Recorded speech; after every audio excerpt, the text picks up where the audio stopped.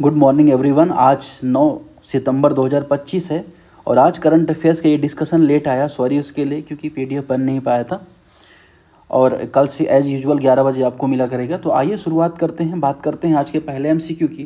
पहला एमसीक्यू यहाँ पे है रातले प्रोजेक्ट को लेके। रातले प्रोजेक्ट जो कि चिनाब नदी पर बन रहा है, उसको लेके यहाँ पे पाकिस्तान ने जो आपत्ति उठाई है, उस वजह से यहाँ पे एमसीक्यू बना है। अगर आप बात करें जो रातले प्रोजेक्ट ये है कहाँ, तो जम्मू कश्मीर के कहाँ पे है, किश्तवाड़ में है। कहाँ पे, किश्तवाड़ में है। और ये किस नदी पर है, चिनाब नदी पर है। चिनाब नदी पर है। अब हम थोड़ा सा चिनाब नदी के बारे में भी समझेंगे। एमसीक्यू स्टेटमेंट देखते हैं पहले। जो रातले प्रोजेक्ट है हाइड्रो इलेक्ट्रिक प्रोजेक्ट है, 850 मेगावाट का, चिनाब रिवर पर बना है जम्मू कश्मीर में, और ज्वाइंट वेंचर है किसका, एनएचपीसी का और जेकेएसपीडीसी का। इन दोनों का ज्वाइंट वेंचर है ये प्रोजेक्ट। दूसरा, इस प्रोजेक्ट कंट्रोवर्शियल बना हुआ है पाकिस्तान के द्वारा। पाकिस्तान का ऐसा माना है कि इंडस जो वाटर ट्रीटी है 1960, उसके कारण इसे यहाँ पे आप देखेंगे कि पाकिस्तान के द्वारा चुनौती देखने को मिल रही है। अब इन दोनों में कौन सी स्टेटमेंट सही आपको बताना है। अब दोनों के बेसिक फैक्ट आपको ये पता होना चाहिए कि ये जो प्रोजेक्ट है कहाँ पे है। दूसरा, चिनाब नदी पर है। चिनाब नदी के बारे में आपको ये जानकारी होनी चाहिए कहाँ से निकलती है। तो चिनाब नदी कहाँ से निकलती है, बड़ा लाचा दर्रे से, बड़ा लाचा जो फॉल्ट है वहाँ से निकलती है। और इसकी जो लेंथ है वो कितनी है, 960 किलोमीटर है। तो 960 किलोमीटर है और सिंधु नदी की एक महत्वपूर्ण सहायक नदी है। ठीक है। अब अगर हम इसकी लोकेशन देखें चिनाब नदी की, तो आप कल हमने ये मैप देखा था, एक बार और हम यहाँ पे बना लेते हैं इसको लेके। यहाँ पे गिव मी अ सेकंड। ये हम सिर्फ जम्मू कश्मीर का मैप बनाएंगे। ठीक है। अब ये जम्मू कश्मीर का मैप है। ठीक है। यहाँ पे मैंने आपको बताया था कल, इस जो सिंधु नदी निकलती है यहाँ से जाती है सिंधु, ये इंडस रिवर के बारे में मैंने आपको बताया था। अब इसके अलावा अगर हम बात करें सिंधु, फिर यहाँ से झेलम जाती है, मिलती है यहाँ पे, कौन सी, झेलम। फिर उसके बाद आती है कौन सी, चिनाब रिवर आती है। कौन सी रिवर आती है, चिनाब। तो बड़ा लाचा जो फॉल्ट वहाँ से निकलती है, दर्रे से निकलती है, और झेलम के आगे जाके इसमें मिल जाती है, चिनाब मिल जाती है। ठीक है। चिनाब रिवर आप मिलती है। ठीक है। चिनाब हो गई, चिनाब। इसके अलावा झेलम, चिनाब, फिर आ जाएगी कौन सी, रावी आ जाएगी, रावी आ जाएगी। ठीक है। फिर आ जाएगी कौन सी, ब्यास। कल ब्यास के बारे में हमने चर्चा की। फिर आ जाएगी सतलज। अब ये जो ब्यास है, इसके बारे में मैंने कल आपको बताया था कि सबसे छोटी सहायक नदी इंडस वैली इंडस वाटर जो सिस्टम है उसकी सबसे छोटी सहायक नदी है।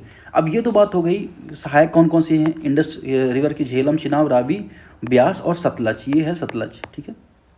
सतलज, सतलज में जाके मिलती है कौन सी, ब्यास। ये कहाँ पे, हरिके डैम में। हरिके डैम में जाके कहाँ पे मिलती है, सतलज पे मिलती है। तो ये हमने सारा कल तो डिस्कशन देख लिया था। अब आज हमने चिनाब के बारे में भी देख लिया। ठीक है। अब इंडस जो वाटर ट्रीटी 1960 में जो साइन हुई थी, उसको लेके यहाँ पे ये बात थी कि सिंधु, झेलम, चिनाब का जो पानी है पाकिस्तान को ज़्यादातर मिलेगा, और रावी, ब्यास, सतलज का पानी भारत के पास रहेगा। उसमें भी एक शेयर डिसाइड हुआ था। लेकिन यहाँ पे जो बात आ रही है चिनाब को लेकर, जो यहाँ पे प्रोजेक्ट बन रहा है उसको लेके है। तो यहाँ पे बहुत स्टेटमेंट यहाँ पे करेक्ट हो जाएगा। ठीक है। ये आपने यहाँ पे देख लिया।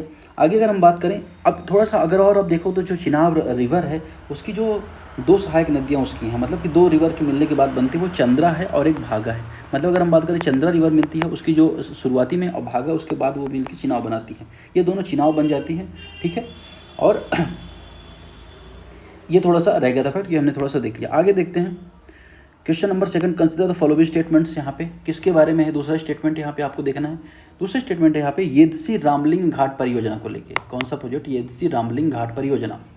अब ये जो प्रोजेक्ट है ये कहाँ पे है, एक तो ये इंपॉर्टेंट हो जाता है। अब चर्चा में क्यों रहा, चर्चा में इसलिए था कि विदर्भ जो रीजन हो रहा था, महाराष्ट्र के आसपास जो रीजन है, वहाँ से एक जो बाघ है 450 किलोमीटर की यात्रा करके इस नेशनल पार्क में पहुँचा है। ठीक है। येदसी रामलिंग घाट जो नेशनल पार्क है, यहाँ पे वाइल्ड लाइफ सेंचुरी है वहाँ पे। येदसी रामलिंग जो wild life sanctuary region Maharashtra Osmanabad district है, लोकेटेड है Balaghat range of the Sahyadri and home of Ramling temple. तो रामलिंग जो मंदिर है उसका होम माना जाता है और सहाद्री बालाघाट का पार्ट है। दूसरा, it forest are south Deccan dry deciduous type and host species like teak, sandalwood, black buck and sloth bear. तो इसमें जो शुष्क पर्णपाती वन है, जो पत्ते जिनके झड़ जाते हैं और ड्राई एरिया में पाए जाते हैं, ये वाले वन यहाँ पे पाए जा रहे हैं। इसके बारे में यहाँ पे बात हो रही है।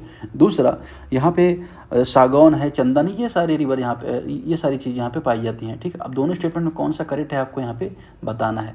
अगर हम बात करें दोनों स्टेटमेंट, तो दोनों ही स्टेटमेंट यहाँ पे करेक्ट है। अब ये जो वाइल्ड लाइफ सेंचुरी है, येत्सी वाइल्ड लाइफ सेंचुरी, इसको इस्टेब्लिश किया गया था 1997 में, और इसकी लेंथ ज़्यादा नहीं 22 किलोमीटर के आसपास जो स्क्वायर किलोमीटर इसकी लेंथ है, ठीक है। और इसका जो पार्ट है दक्षिण, जो दक्कन पठार है, अगर आपने भारत का मैप देखा हो तो ये रीजन उसका दक्कन रीजन माना जाता है, ये वाला रीजन।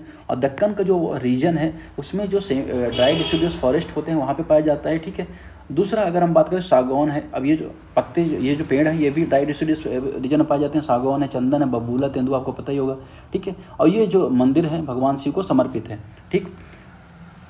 ये दोनों स्टेटमेंट यहाँ पे इसके बारे में करेक्ट है। इसके अलावा और कुछ तो इसके अलावा आई थिंक नहीं है, ठीक है। आगे बढ़ते हैं, अगले एमसीक्यू की तरफ बढ़ते हैं। अगला एमसीक्यू यहाँ पे बात कर रहे हैं MTCR के बारे में। Consider the following statements. MTCR was found in 1987 to control proliferation of missile and drone technology capable of delivering WMDs, but its guidelines are not legally bind। तो MTCR जिसे इस्टेब्लिश किया गया था 1987 में, मिसाइल टेक्नोलॉजी कंट्रोल रेजिम इसे बोला जाता है। तो क्या बोला जाता है? मिसाइल, इसको मैं लिख देता हूँ, मिसाइल टेक्नोलॉजी कंट्रोल रेजिम। अब ये जो रेजिम है 1987 बनाया गया था, इसका पर्पज़ ये था कि जो वेपन ऑफ मास डिस्ट्रक्शन है, जिनसे बड़े कहते हैं ना कि बड़े ज़्यादा लोगों की हानि हो सकती है, चाहे परमाणु हथियार हो, केमिकल वेपन हो, बायोलॉजिकल वेपन हो, इनको जो कहते हैं ना कि इसको लेके कंट्रोल लगाए गए थे, ठीक है। लेकिन ये लीगली बाइंडिंग तो नहीं है, सीधी सी बात है। अब इसमें अगर हम बात करें यहाँ पर दूसरे स्टेटमेंट की, India become a full member of MTCR 2016, तो भारत यहाँ पे 2016 में इसका पूर्णतः सदस्य बन चुका है, ये यहाँ पे स्टेटमेंट कह रहा है, ठीक है। आगे तो देखें इसका कौन सा स्टेटमेंट सही है। अगर हम बात करें दोनों स्टेटमेंट यहाँ पे करेक्ट हैं। MTCR के बारे में बात करें तो वर्तमान में इसमें 35 देश हैं यहाँ पे, ठीक है ना, 35 देश हैं।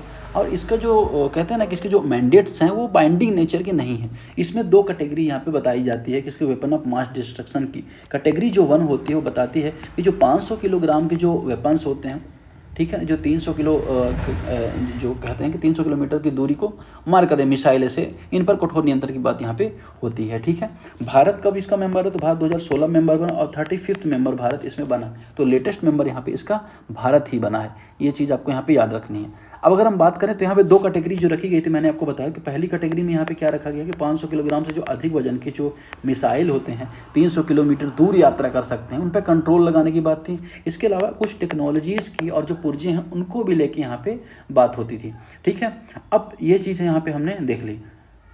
आगे बढ़ें अगले एमसीक्यू की तरफ। दोनों स्टेटमेंट यहाँ पे से। अगला MCQ, consider the following statements. The WHO model list of essential medicine is updated biennially provide the basis of national essential medicine list over 150 countries. तो WHO एक आवश्यक जो औषधि की सूची जारी करता है, 2 वर्ष में उसे अपडेट भी करता है कि भाई ये जो गोलियां हैं, ये जो दवाइयां हैं बहुत ज़्यादा एसेंशियल हैं, उनमें कुछ चीज़ों को भी शामिल किया गया है। इस वजह से MCQ यहाँ पे बना है। तो ऐसा हर 2 वर्ष में करता है। दूसरा, essential medicine are chosen on criteria of public health relevance, efficiency, safety and cost effectiveness. तो आवश्यक जो औषधियाँ होती हैं उनका चयन कैसे? पब्लिक हेल्थ है ना। दूसरा, अगर आप एफिशिएंसी है, उसका प्रभावशीलता क्या, सेफ्टी, इन सारी चीज़ों को भी ध्यान में रखा जाता है। ये यहाँ पे बात कर रहा है। अगर हम बात करें दोनों स्टेटमेंट कौन सा सही है, अब दोनों स्टेटमेंट कौन सही है अब आपको पता चल जाएगा। ये जो पहला फर्स्ट एडिशन इसका जब आया था, जो WHO मेडिसिन जो लिस्ट है 1977 में आया था, उसके बाद से हर 2 साल में आ रहा है। नई जो सूची लाई गई है तो उसमें कैंसर की जो दवा है, इसके अलावा डायबिटिक की जो दवा है, इसके अलावा ओबेसिटी या मोटापे को लेकर जो दवा है, इन दवाओं को यहाँ पे जोड़ा गया है, ठीक है। अब इसमें एक और इम्पॉर्टेंट फैक्ट आपको नोट कर लें कि जो तंजानिया कंट्री है, अफ्रीकन कंट्री है, कीनिया, तंजानिया, तो जो तंजानिया है उसने क्या किया है, सबसे पहले इस लिस्ट को अपनाया। 1970 सबसे पहले इस लिस्ट को उसने अपनाया था, ठीक है। अब भारत में भी जो लिस्ट बनती है वो इसके बेस पर बनती है। अब जो पहली लिस्ट आई थी उसमें लगभग अगर आप 186 के आसपास दवाओं को शामिल किया गया था। और अब अगर हम देखें 150 से अधिक देश इस WHO मॉडल को अपनाते हैं, ठीक है, WHO मॉडल को अपनाते हैं। अब WHO भी यहाँ पे आ गया, तो इसके बारे में जान लेते हैं। WHO को इस्टेब्लिश किया गया था 7 अप्रैल 1948 आई थिंक, हाँ 1948 में WHO को इस्टेब्लिश किया गया था। और पर्पज़ ये था कि विश्व में जो स्वास्थ्य संबंधी समस्याएं होती हैं उनको साथ में मिलकर उसका निपटारा किया जाए। एपिडेमिक, पेंडेमिक को भी यही डिक्लेयर करता है WHO। और 194 वर्तमान में इसमें सदस्य हैं। स्वास्थ्य को बढ़ावा, दुनिया को सुरक्षित रखना, कमज़ोरों की सेवा करना यहाँ पे इसका पर्पज़ होता है। दोनों स्टेटमेंट यहाँ पे इसका करेक्ट माना जाएगा। क्वेश्चन नंबर 5 की तरफ बढ़ेंगे। Consider the following statements. यहाँ पे पावागढ़ कालिका जो माता टेम्पल है उसके बारे में है कि ये लोकेटेड एटॉप ऑफ पावागढ़ हिल गुजरात में 1000 साल से भी पुराना मेजर शक्तिपीठ माना जाता है। ठीक है, अब यहाँ पे जो रोप वे होता है, अगर रोप वे अगर हम बात करिए, पहाड़ है, इस पहाड़ में अगर हम बात करें तो एक रोप के थ्रू यहाँ से पैसेंजर्स को भेजा जाता है, मतलब तीर्थयात्रियों को, पिलग्रिम्स जाते हैं। अब उसमें यहाँ पे हादसा हो गया, हादसा होने के बाद 6 लोग मर गए, तो यहाँ पे इंपॉर्टेंट हो गया ये जानना। अब ये है कहाँ पे, तो ये पंचमहल जो ज़िला है गुजरात में, है ना, पंचमहल जिले में, उसमें स्थित है। दूसरा, ये किसका मंदिर है, देवी माँ काली का मंदिर माना जाता है, उनके स्वरूप का मंदिर माना जाता है। ठीक है, और 51 जो शक्तिपीठ हैं पूरे भारत में, उसमें से एक शक्तिपीठ है जो 762 मीटर ऊंचाई पर स्थित है। और इसे किसने बनवाया था, तो जो सोलंकी राजपूत हैं इन्होंने इसको बनवाया था। सोलंकी राजपूत में आपने भीम सोलंकी का नाम सुना होगा, तो इस तरह से जो सोलंकी जो राजपूत थे उन्होंने इसको बनवाया था। बाद में अगर हम बात करें तो यूनेस्को के द्वारा इसको क्या किया गया है, 2004 में सूची में इसको शामिल किया गया है। ठीक है, ये बात यहाँ पे आपने देख ली। इसका जो चंपानेर पावागढ़ वाला जो पार्ट है आर्कियोलॉजी, वो यूनेस्को का पार्ट है। दूसरा स्टेटमेंट क्या था यहाँ पे, the temple is part of the UNESCO listed Champaner Pavagadh archaeology part. अब दोनों ही स्टेटमेंट यहाँ पे करेक्ट है, कालिका माता का मंदिर भी है और दूसरा स्टेटमेंट भी यहाँ पे करेक्ट है, यूनेस्को के पार्ट एक तरह से माना जाता है। Consider the following statements. The Himalayan brown river Ursus arctos Isabellianus is found in high altitude Himalayan region and is listed as a critically endangered on the IUCN red list. तो Himalayan जो भूरा भालू होता है कि जो हिमालयी रीजन में रहता है, IUCN रेड लिस्ट में गंभीर क्रिटिकली एंडेंजर्ड माना जाता है। It's range in the India's includes isolated population in JK Himachal Pradesh and Uttarakhand. Bharat में इसकी आबादी जम्मू कश्मीर, हिमाचल प्रदेश, उत्तराखंड में अलग अलग समूहों में पाई जाती है। इस दोनों स्टेटमेंट के बारे में आपको सही स्टेटमेंट बतानी है। अगर हम बात करें यहाँ पर तो एक ये दिखा कहाँ पे है, हिमालय ब्राउन बेल्ट, ये दिखा है गंगोत्री नेशनल पार्क। अब ये कहाँ है गंगोत्री नेशनल पार्क, तो गंगोत्री नेशनल पार्क है उत्तराखंड में। कहाँ है, उत्तराखंड में।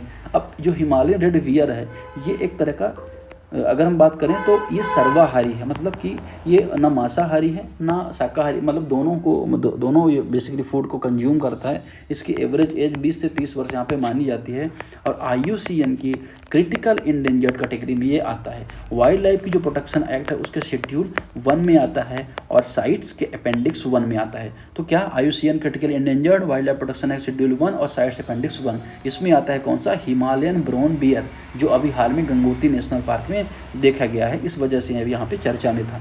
ठीक है, ये आपने यहाँ पे देख लिया। अब इसमें कुछ चीज़ें रह जाती हैं क्या, इसमें कुछ चीज़ें नहीं। अब इसका आवास जो मगर मेनली अगर हैबिटेट देखो तो 3000 से 5000 मीटर ऊंचाई पर इसका हैबिटेट माना जाता है। इससे रेड भालू, लाल भालू भी इसको बोला जाता है। ठीक है, तो इसमें दोनों स्टेटमेंट यहाँ पे करेक्ट है, इसके भी। तो यहाँ पे करेक्ट स्टेटमेंट क्या था, C both 1 and 2। Question number 7 देखेंगे यहाँ पे। Consider the following statements. Red Sea is semi enclose body between Africa and Asia that connect to the Indian Ocean via the Gulf of Aden and Bab al-Mandeb Strait। तो लाल सागर जो है Africa Asia के बीच स्थित अर्धबंद सागर है, जो अदन की खाड़ी, बाब अल-मंदेब जलमंडरू के माध्यम से हिंद महासागर से जुड़ता है। ठीक है, दूसरा, इसके उत्तर पश्चिम सिरे पर स्वेज नहर इसे भूमध्य सागर से जोड़ती है। स्वेज नहर क्या करती, कनेक्ट करती है इसको इसके उत्तर पश्चिम में। ठीक है, लाल सागर के बारे में यहाँ पे बात हो रही है। अगर आपने यहाँ पे अफ्रीका का मैप देखा हो, या मैं ऐसे बना देता हूँ रफली अफ्रीका का मैप, यहाँ पे अगर आपने देखा हो, अब यहाँ पे लाल सागर आपको देखने को मिलेगा, इस रीजन में लाल सागर आपको देखने को मिलेगा। ठीक है, अब ये जो लाल सागर उसको लेके स्टेटमेंट यहाँ पे बन रहा है कि अफ्रीका एशिया के बीच में, तो ये सही बात है। यहाँ पे अफ्रीका एशिया, यहाँ पे सऊदी अरब वगैरह लग जाते हैं, इससे ये अफ्रीका का रीजन माना जाता है। तो अदन की खाड़ी और बाब अल-मंदेब के माध्यम से हिंद महासागर, तो ये भी यहाँ पे अदन, यहाँ पे है अदन की खाड़ी आपको देखने को मिले, बाब अल-मंदेब, इसमें जो आपको जलमंडरू भी देखने को मिलेगा। दोनों स्टेटमेंट यहाँ पे सही हो रहे हैं। दूसरा, इसके उत्तर पश्चिम सिरे में स्वेज नहर और भूमध्य सागर जोड़ती है। अब देखिए, ये जो यहाँ पे निकलने के बाद यहाँ पे स्वेज नहर आपको जाती है और ये वाला जो रीजन है ये भूमध्य सागर, ये मेडिटेरियन से यहाँ पे देखा जाता है, अगर आपने मैप देखा हो। अब एक बार मैं आपको मैप रिकॉल करवा दे रहा हूँ, ठीक है, तो आपको चीज़ें थोड़ा सा याद हो जाएंगी। ये ओवरऑल वर्ल्ड का मैप है ना। ये अफ्रीका का मैप, मैं सीधे अफ्रीका का मैप बनाता हूँ। ठीक है, ये मैं बना देता हूँ यूरोप का मैप। ठीक है, यूरोप का मैप मैं बना देता हूँ। ये एशिया यहाँ पे जुड़ा है, एशिया भी यहाँ पे, ठीक है ना, एशिया भी। अब ये रीजन में अगर आप देखो तो ये रीजन की बात हो, यहाँ पे लाल सागर है, लाल सागर, बाब अल-मंदेब, और ये जो स्टेट के बारे में यहाँ पे बात, अदन की खाड़ी, बाब अल-मंदेब, देखिए यहाँ पे बात हो रही है यहीं पे। दूसरा, ये मेडिटेरियन सी माना जाता है। ठीक है, ये चीज़ आपको यहाँ पे याद रखनी है। आगे बढ़ें, इसका सही आंसर क्या हो जाएगा, सी हो जाएगा बोथ 1 and 2। अगले हमसे की बात करें, notifiable disease are those which must reported by the law to the government authority for monitoring, control and prevention. तो ये अधिसूचित रोग होते हैं जिन्हें कानूनन सरकार को सूचित करना अनिवार्य होता है ताकि निगरानी, नियंत्रण, रोकथाम की जा सके। दूसरा, in India the notifiable disease listed it is maintain and modified by the state government. तो भारत में अधिसूचित रोगों की सूची राज्यों द्वारा बनाई, संशोधित की जाती है। दोनों स्टेटमेंट आपको करेक्ट स्टेटमेंट बतानी है, ठीक है। अगर अब बात करें तो प्रत्येक राज्य अपनी सूची तो तय करता है, प्रत्येक स्टेट अपनी सूची बनाती है, बात यहाँ पे सही है। हर एक स्टेट की अलग अलग सूची हो सकती है। अब उनमें अलग अलग रोग रजिस्टर्ड होते हैं, टीबी है, डेंगू है, कालरा, मलेरिया, एड्स, खसरा, ये सारी चीज़ें हो सकती हैं, ठीक है। ये तो बात हो गई। इसके अलावा क्या जानने वाली बात है, जानने वाली बात यह है कि जो नोटिफिएबल डिसीज़ है, तो भारत में कैंसर को नोटिफिएबल डिसीज़ बनाने की कोशिश यहाँ पे की जा रही है। अब यहाँ पे इसका मतलब ये हो जाता है कि इसमें जो भी शामिल हो जाता है, ऐसे रोग अगर कहीं पाए जाते हैं तो उसको कानूनन सरकार को रिपोर्ट करना जरूरी हो जाता है, जिससे समय रहते ऐसे रोग की निगरानी हो सके, ठीक है। ये बात आपको यहाँ पे याद रखनी है, राज्य सरकार की रिस्पॉन्सिबिलिटी होती है। तो दोनों स्टेटमेंट इसमें आपको सही देखने को मिलेगा, बहुत यहाँ पे फर्स्ट एंड सेकंड दोनों स्टेटमेंट यहाँ पे करेक्ट है।